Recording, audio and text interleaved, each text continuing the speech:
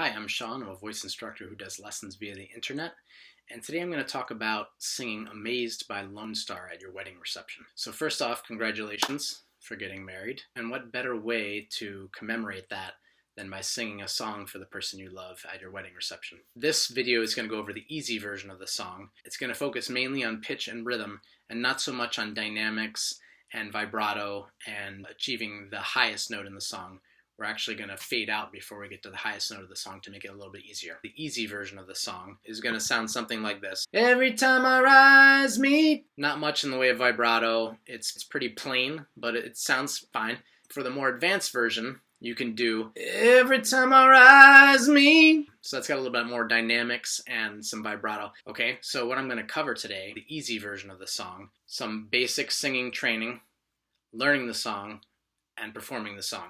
In the basic singing training, I'm going to talk about training your ear for pitch, getting good tone in your voice when you sing, singing on pitch, singing high notes, and your training routine. For learning the song, I'm going to talk about preparing the karaoke track, getting a feel for the rhythm of the song, singing it on key, singing the high notes of the song, memorizing the lyrics, measuring your progress, and also some common mistakes.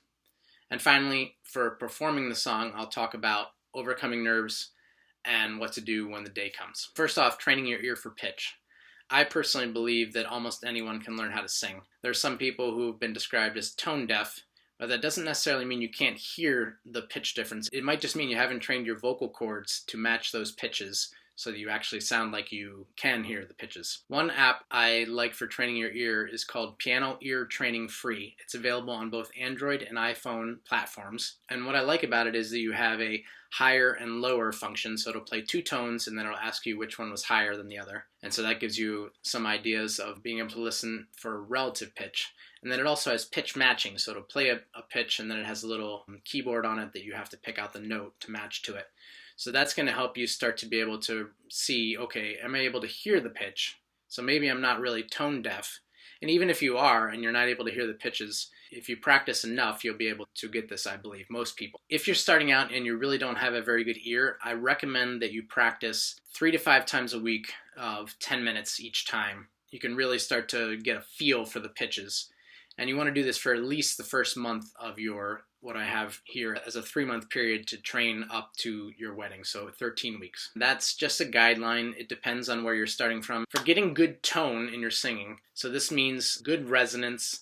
It sounds good. It doesn't sound like you're swallowing your tongue or anything like that when you're singing. I am going to highly recommend that you get a course on Udemy, and I'll put a link to it below, by Draven called Rock Singing. This is a great course. Well worth the money. It often goes on sale for $20 or less, and I believe he has a link at his website, rocksinginglessons.com, which will take you to the Udemy site, and with that link you can get it for $20 or less. For getting good tone, the exercises we'll concentrate on are breathing, so that's getting a good breath pressure to your vocal cords, and then we'll practice what's called cry mode, which is getting a good configuration of your vocal tract, this resonant chamber here above the vocal folds, to get a good tone, and also the track and release onset, which helps you get the resonance out forward for people to hear it. For the sake of time, I'm not going to go into much detail on the technicalities of how to do these exercises. Now, Draven in his course has MP3s that you can practice along with, that you can buy, and he also has files on a webpage that you can practice along with for free if you purchase the course. And I also have MP3s that you can practice along with, and they're a little more tailored specifically for your training for this easy version of this song. So those are available on my website, rockvocalconsulting.com. The video numbers for getting good tone for the breathing exercise is number 35 in Draven's course. For the cry mode and the straw exercise, those would be numbers 10 and 12 for videos. And for the track and release would be number 38, track and release onsets. Singing on pitch. There are a couple apps that can help you with this. One of them is Smule, which is a karaoke app, and it actually has this song, Amazed by Lonestar, on it. And so it'll have a graphical interface, just like in the video game Rock Band or Guitar Hero, if you've ever played those, where you'll see the notes go by and then you see where you are relative to the notes. And so that can help you with the pitch of the song. You can also get SingSharp, which can help you sing other songs on pitch because it has a graphical interface, but it has a much more limited song selection. What I like about SingSharp is it helps you to measure your range. It has a function on that so you can see if this song is going to be in your range. I also recommend getting a Chromatic tuner app on your phone. So gStrings is one for Androids, and insTuner is one for iPhone. And so then you can sing into your phone and give you visually, okay, where am I relative to where I'm supposed to be? In Draven's course, video number 16 talks about singing on pitch. To get independence of your pitch and volume, which a lot of people haven't sort of linked together, you can do the track and release onsets at 4 different volume levels, and I've included an MP3 that you can do that along with. When you're listening to tones externally versus yourself singing, you sound different because it's a different mechanism by which you're hearing yourself versus the external world. So that can create difficulties when you're trying to recognize the external pitch, sing and match that pitch, and hear yourself being able to sing it. So having that external feedback of a Chromatic tuner to see where you are is very helpful. But you can obviously train to be able to hear yourself along with that external note and achieve the pitch. For singing high notes, video number 44 from Draven's course talks about the attack and release onset, which is great for building power up high. And video numbers 9, 27, and 29 talk about vowel modifications, which are good for singing up high in the chest voice. So the chest voice is your lower register, and the head voice is your upper register. That's a very simplified way to look at it. There are other registers called also fry and whistle. The vowel modifications can help you avoid that flip, that vocal break when singing up high. Good breath support and cry mode are also critical for singing up high without vocal breaks. Your training routine, I put together a detailed week-by-week training guide for you, and it's in the description below. Here's my very quick guide to the practices you're going to do. You're going to do a breathing exercise where you breathe in low, where you count in for a hold of your breath and then breathe out. Then you're going to do sirens and whimpering, so it's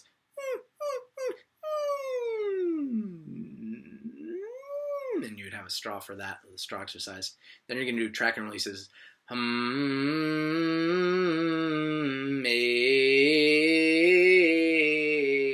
a 5-note scale. And to practice cry mode, I've included on one of my tracks some I don't wanna. It's sort of a whiny voice that helps you get into cry mode with lifting that soft palate in the back. Then you'll do manalas, badagas, so it's relaxed speech. Manala, badaga. Manala, badaga. Then you're going to do track and release at 4 different volumes. And then you're going to do attack and releases. A. You can buy the tracks at my website, as I mentioned. You want to practice at least 3 times a week, 20 minutes per session. For 13 weeks, that'd be 13 hours total. And that, I feel, it depends on what level you're starting at, but I feel that's a minimum if you want to really impress your partner that, hey, I couldn't sing 3 months ago, and now, guess what? I'm able to do this song really well for you, which is awesome. And that's in addition to any ear training you might need to do. So that's all just sing training. In your sing training, you work on breathing and tone before actually working on singing on pitch. You can start immediately training your ear, but you want to try to have a consistent vocal tract shape and breath pressure coming up to the vocal cords before you are controlling your pitch with your vocal cords to have that consistency so you can really lock in your pitch training. And what I recommend actually is the first month of your training, you don't really even train the song. Listen to it a lot. You want to get the feel for it, but don't really train it very much because we don't want to ingrain bad habits into that song. We want to get good tone, good pitch control, and then take that to the song and not have to fix the bad habits that we have ingrained by singing the song over and over again with bad technique. If you're trying to keep it a secret from your partner that you're going to be doing any singing at your wedding reception, or this song in particular, you're going to need to find places to practice that they won't catch you. One great place is your car, if you're doing any driving around by yourself. The MP3s on my website, put them on your phone and listen to them in your car. You can also practice some of the more quiet exercises, like the breathing exercises really don't make much noise. The whimpering of the straw exercise, and also the tracking, the humming of the track and release exercise, all those can be done in the shower or somewhere you might have a little bit of noise, background noise that'll cover up your sing practice. Worst comes to worst, you could literally go someplace else in the house and sing with your hands over like this to practice. It's definitely not optimal, but you can perhaps keep the volume down enough that they won't catch you. Prepping the karaoke track. If you use SingSharp to find your range, you'll be able to see if you can sing up to this F#4 as a high note and F3 as a low note, which is good because a lot of women can reach an F3. So this is in both many men's and women's ranges. And the song actually goes to a G-sharp 4 if you don't fade out after 2 minutes and 50 seconds. So that last minute and 2 seconds has a section that goes to G-sharp 4, but I'd recommend just fading it out early. So you only have to reach an F-sharp 4, which is somewhat challenging for new singers who are men, because it's right where you start to want to change into your head voice if you haven't practiced it. But with 3 months of practice, you should be able to achieve that note with a high degree of confidence. Also, an option is singing it more softly, so that you could sing that higher, that F-sharp 4 in a head voice instead of a chest voice if you're singing it really softly. You can get a karaoke track from karaoke-version.com, and then you can use a program such as Audacity or on a Macintosh GarageBand to edit that file so that you can fade it out at about 2 minutes and 50 seconds. Or you can just give the track to your DJ at your wedding reception and let them know, here's where I want you to fade it out. You can also get the track on Smule or some other app on your phone, and then again tell your DJ, this is when I want to fade it out. If you get the track and you feel like F-sharp 4 is just too high for you, Audacity and GarageBand, they also have the ability to transpose the song, so bring it down in pitch a little bit. And I won't go into how to do that, but you can find tutorials for that on the web. So if you really feel like you need to transpose the song down in pitch, keeping everything else the same, you can do that. Getting a feel for the rhythm of the song, if you have a karaoke YouTube video that shows you sort of the shading of the words, you know, it'll go through different words and then it'll do like a real slow shading across a word. You're supposed to hold that. And I have a link to one of those videos for this song below.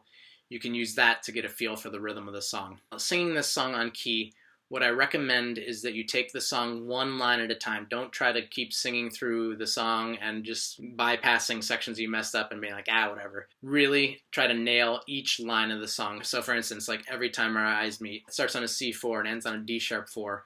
So what I'll do is I'll come to my Chromatic tuner and I'll sing along, and so I'll go, every time our eyes meet. For singing the high notes of this song, what I suggest is if you find your voice cracking or you find you're having trouble with a note, do some attack and release onsets for the notes right below that one, and then lead yourself up to that note and work that note so that you can sing it. And also really think about your breath pressure, because as you go up to higher notes, higher pitches, you're going to need more breath pressure to sustain those notes in chest voice. A basic rule of thumb for the vowel modifications is when in doubt, go to eh, okay?